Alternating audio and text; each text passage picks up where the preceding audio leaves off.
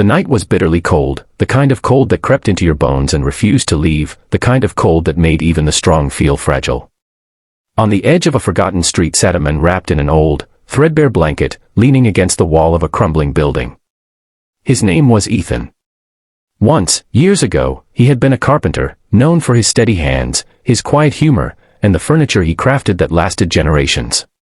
But life, as it often does, had knocked him down harder than he could stand back up. His wife had passed away after a long illness, hospital bills drained what little savings he had, the factory where he worked shut down, and slowly the house he built with his own hands slipped away too. One loss turned into another until Ethan was left with nothing but the streets, a few possessions stuffed into a backpack, and the fading memory of what life used to feel like when he had a home.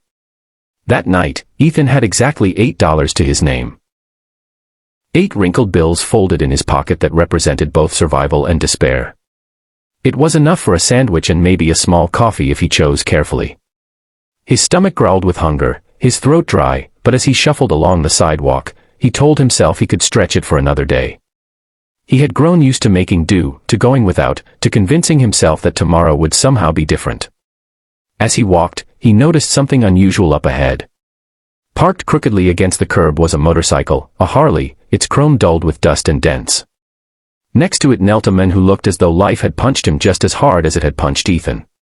The man's jacket bore the unmistakable emblem of the Hells Angels, and though the world often looked at men like him with fear or suspicion, Ethan saw something else. He saw a man hurting.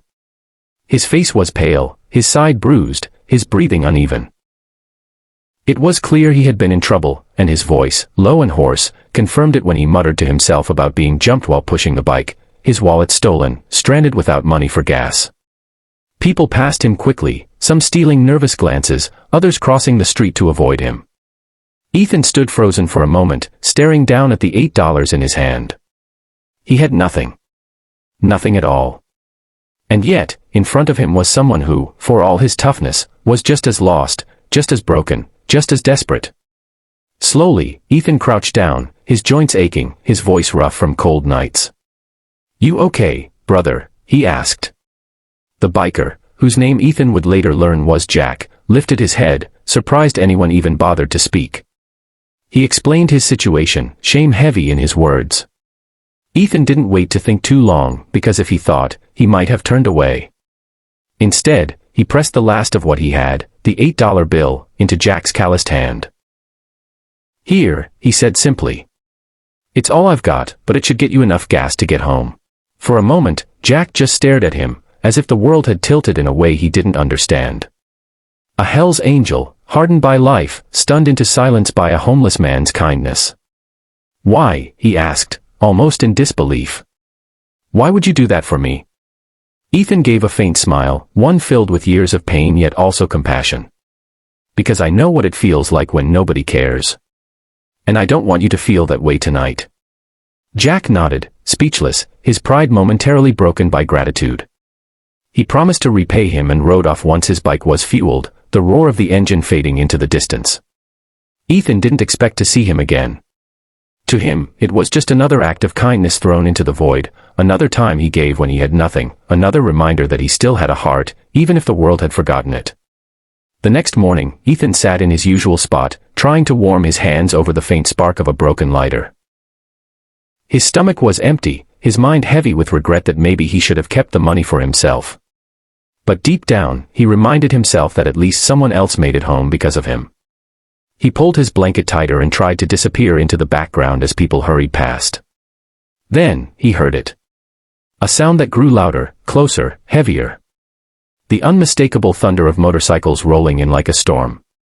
1. Then 2. Then 10. Then 20. Within minutes, the entire street shook with the growl of engines as rows upon rows of Harleys lined up, their chrome glinting in the morning light.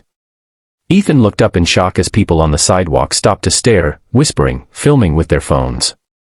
And then he saw him, Jack. At the front of the line, helmet off, his leather jacket shining with pride. He parked his bike, walked straight to Ethan, and placed a firm hand on his shoulder. "This is him," Jack said, his voice loud enough for the crowd and the 300 bikers behind him to hear. "This is the man who gave me his last $8 when no one else would even stop." Ethan's eyes filled with tears. 300 bikers stood behind Jack, every single one of them there for him. "Brother," Jack continued, kneeling so his eyes met Ethan's, "you gave me your last dollar when you had nothing. Today, we're giving something back to you." What happened next changed Ethan's life forever. The bikers rallied around him, bringing food, clothes, money, and even booking him a motel room where he could finally shower and sleep in a warm bed.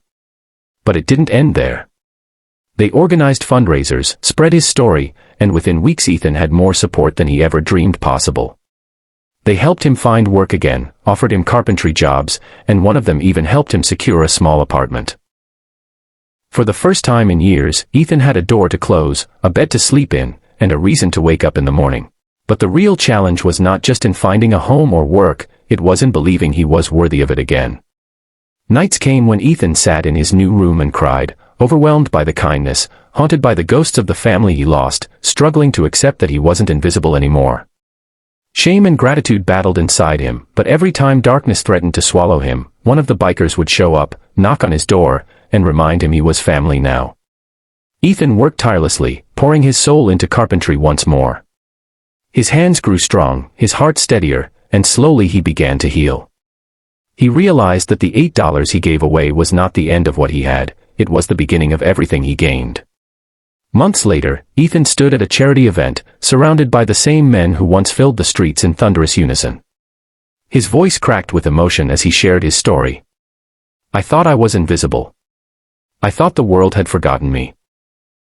But one act of kindness, just one, brought me a family I never expected. I gave my last $8, and what I got in return was worth more than all the money in the world. If you see someone hurting, don't walk past them. Stop. Help. Because you never know how far that kindness can go." The crowd erupted in applause. Tears streamed down Ethan's face, not from sadness, but from gratitude. He was no longer a man alone in the cold, he was living proof that kindness, no matter how small, carries the power to transform lives. And so, Ethan's story became a reminder to everyone who heard it, that when you have nothing left but kindness, that is when you are richest. So, my friends, if Ethan's story touched your heart today, I'd love for you to share your thoughts in the comments below. Tell me, do you believe that one simple act of kindness can change the world?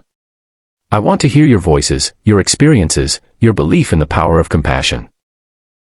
And don't forget, if you want more stories that remind us of the goodness in humanity, subscribe to my channel, Kindness Wins, and hit that bell icon so you never miss another video. Because together, we can prove that kindness truly does win, every single time.